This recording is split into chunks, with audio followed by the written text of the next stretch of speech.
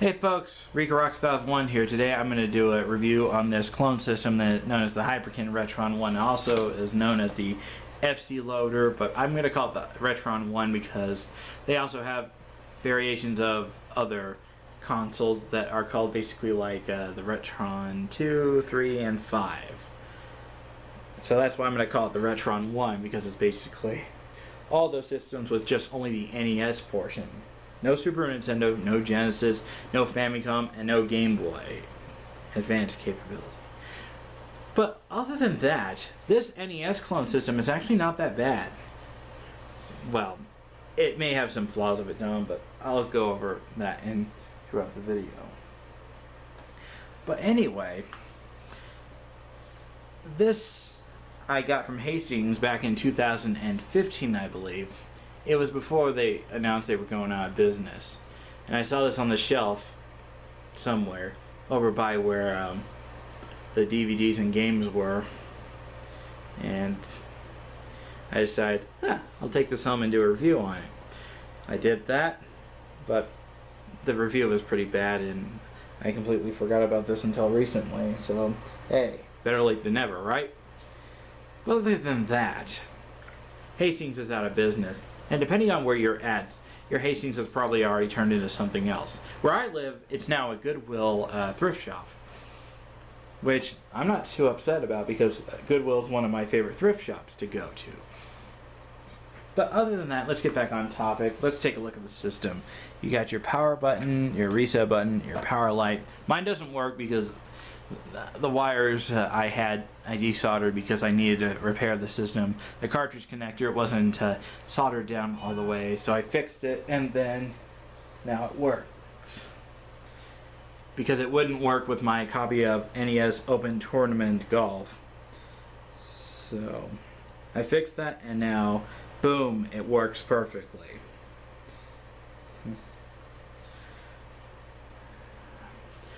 Anyway, this also takes your two standard NES controllers. It also comes with nice controllers, but other than that, this system is if you want to use the original controllers, you can do that. Although some accessories may not work, like the 4-score, which is for 4 players, because that one, the controller ports are lined up vertically, and these are horizontal. So if you want to get the 4-score or the satellite to work, you would actually have to modify the adapter. You could try using 2 extension cables, but as demonstrated from the Angry Video Game Nerd, he tried doing that with his NES toaster, which also has a horizontal NES controller ports. It didn't work for him. So I don't think it would work with you. Other than that, yes. Let's take a look at the back side of the system. You got your AV multi-out and then your DC in. You want to be sure if this comes with the AC adapter, which looks something like, well, this. It's nice and small compared to an actual NES AC adapter. It takes 110 volts, 60 hertz, 90 milliamp input, while the output is 6 volts, 200 milliamps. And the polarities is the center is negative and the ring that goes around it on the plug is positive. You don't want to power this system with the wrong AC adapter. If you do, you're either going to destroy the AC adapter or worse, something in the console, whether it being a resistor, transistor, you're going to destroy your system. So be sure it comes with that. Anyway, for size comparison, here's it compared to the other NES clone I reviewed, the Retro Entertainment System. This system practically uses the same design, similar, but it's also similar to the FC game console made by Yobo Gameware. I don't have one. I might get one, I might not, I haven't decided. But other than that, that's a size comparison. The controller ports are lined up similar. The button placement is a bit different. The cartridge slot, this one's a little further back and this one's a bit closer. I don't know if that makes a big deal out of anyone. But on the back side, if you were to flip both systems, both of them are basically similar, placing AV multi-out and DC in. I forgot to show the bottom side. This basically says RetroN NTSC rating 6 volt 200 milliamp, made in China. Hyperkin, play well, live well. My model number is 3355P08. And just for comparison, because why not, this one says Retrobit Retro Entertainment System, model number 052814, model 524935, and this one's also made in China. Go figure. Other than that, if you were to take these two systems apart, the motherboards are very similar. It's just the chips are a bit different on the board. And a big difference is, on some NES clones that you can get on the market, whether it being the newer visions of the RES or the Gamers Tech or the Yobo, it's basically you're playing Battleship. Some of them will have a similar Super Mario. Well, the best examples was Super Mario Brothers. Some of them will have a proper NES sounding music. Others decides to be jerks and give you the Famiclone sounding NES system. The Retrobit has the proper NES music like it's supposed to. For some reason, my Hyperkin system, if you've seen someone else's YouTube video, you may have actual NES music, but mine, I got the Famiclone music for some reason. I don't know why, because this was a new system at Hastings. It was boxed, sealed, and sitting on their shelf. I don't know what's about it. But other than that, yeah. I'll go ahead and grab a cartridge to give you a size comparison. I'll grab good old Super Mario Brothers just to give you a size comparison.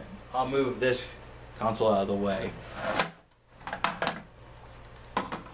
There you have it. It's practically like 3 NES cartridges height-wise, but length and width-wise, the length-wise, front to back, it's the same. Width-wise, a few centimeters. But other than that, this is how you demonstrate popping in a cartridge in the system. Basically, you stick the system in, rock it in, and there you go. You're ready to play Super Mario Brothers. Alright, enough talking about this. Let's go ahead and show you what the controller looks like. It looks similar to the Retro Entertainment System controller. These are actually pretty comfortable. The face buttons feel nice, the select and start is nice, the slow actually works decently. And if you're a fan of the Genesis controller, you will love this controller. Feels nice, directional pad, but if you grew up with a Nintendo Entertainment System, you may or may not like this controller. Some people I know bought these systems just for the controllers.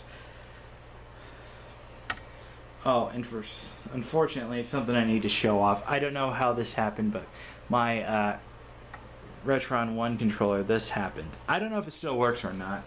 I'll demonstrate it in part 2 if anyone's interested. If it does work, great. If it doesn't, well, this would be a fun repair project, I guess. And I could always cut the wire off and break into the system and actually get it to work properly. Because I do have another NES clone system that has a frayed wired, and that's from my Factor 5. But other than that, yeah. So, watch part 2 where I actually demonstrate the system in action, so stay tuned for that. Okay, I lied about when I said it would be a 2-parter. I'm going to cram both parts in one video, but just out of curiosity, here's what happens if you turn on the system without a game. You get a bunch of glitchy mess. I don't know if that's a built game. Nope. You get a pretty snowflake background and stuff. That's pretty cool, don't you think? Or, you get the idea. Let's go ahead and pop in a game. I've got Super Mario Brothers ready. Be prepared to listen to what you typically hear when you power on a NES clone in general. Well, most family clones, that is. Ignore the buzzing part, that's not what I want you to focus on. When you start a game, other than that, here's Super Mario Brothers in action. World 1-1, here we go. You hear that music? It's not the normal NES type music, it's the ones that runs on the majority of Family clones. The colors are alright. For some reason, the background is a bit indigo colored.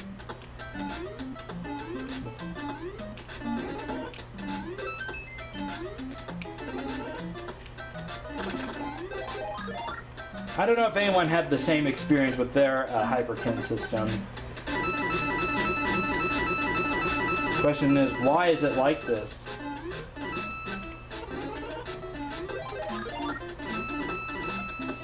I know for a fact that my retro entertainment system had the proper music. But yeah, there you go. I know that on video it actually has the proper colors, or it looks like that, but in person it actually looks a bit more purplish for some reason. But it is playable, luckily. No lag. It works just fine. But yeah, that's Super Mario Bros. In action. I'll go ahead and demonstrate it with one more game, that being The Legend of Zelda. That does work on here. Here it is, the game that everyone wanted me to demonstrate when I was doing the review on the 3 different variations of NES Dogbone controllers. Sorry I didn't get this game sooner, but as the saying goes, better late than never. Okay, let me fix that.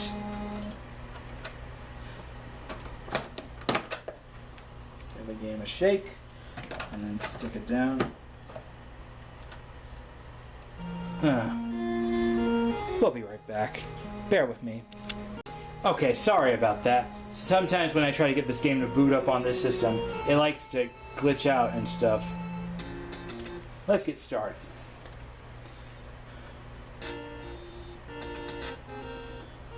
Anyone who's ever wanted to hear Legend of Zelda Family clone style, well, your wish is granted.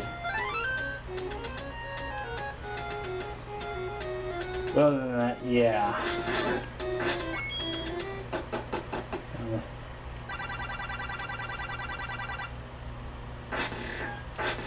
Nope.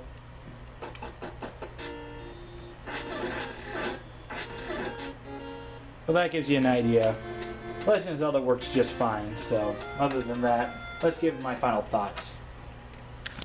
In conclusion, do I recommend getting the RetroN 1 from Hyperkin? Well, it depends. I say this is actually a good NES clone system.